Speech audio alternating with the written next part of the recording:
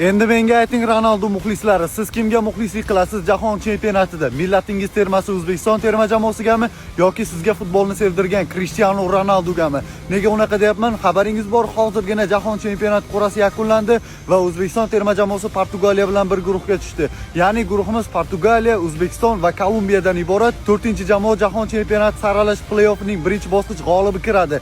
Ya'ni u yoki Zelandiya bo'ladi yoki bo'lmasa Yamayka terma jamoasi bo'ladi. Ikkovidan biri. Bunisi biroz ahamiyatsizroq. Ahamiyatlisi, biz hozirgi paytda Janubiy Amerikaning eng kuchli jamoalaridan biri bo'lib turgan Kolumbiyaga qarshi o'ynaymiz. Ularning tarkibida James Rodriguez va ayni damda jahonning eng kuchli vingerlaridan bo'lib turgan Luis Diaz bor. Endi esa guruhdagi asosiy raqibimizga to'xtalamiz. Portugaliya terma jamoasi. Eslatib o'taman, bu Cristiano Ronaldoning so'nggi jahon chempionati va ular Ronaldo uchun ham butun jamoa bir bo'lib chempion bo'lishga harakat qiladi. Bo'lib ham yaqindagina vafot etgan Diogo Jota uchun. Umuman Portugaliya terma jamoasining guruhdan chiqishi uchun, jahon chempionatida chempion bo'lish uchun motivatsiyasi yetarlicha va har bir jamoa biz uchun jiddiy raqib bo'lib bormoqda. Endi menga javob bering, Ronaldo muxlislari, siz O'zbekiston terma jamoasi va Portugaliya terma jamoasi o'yinida kimga muxlislik qilasiz? Millatingiz termasi O'zbekiston terma jamoasigami yoki sizga futbolni sevdirgan, futbol deganda xayolingizga birinchi bo'lib keladigan futbolchilardan biri Cristiano Ronaldo uchun Portugaliya terma jamoasigami? Fikrlaringizni kommentariyada qoldiring va obuna bo'lishni unutmang.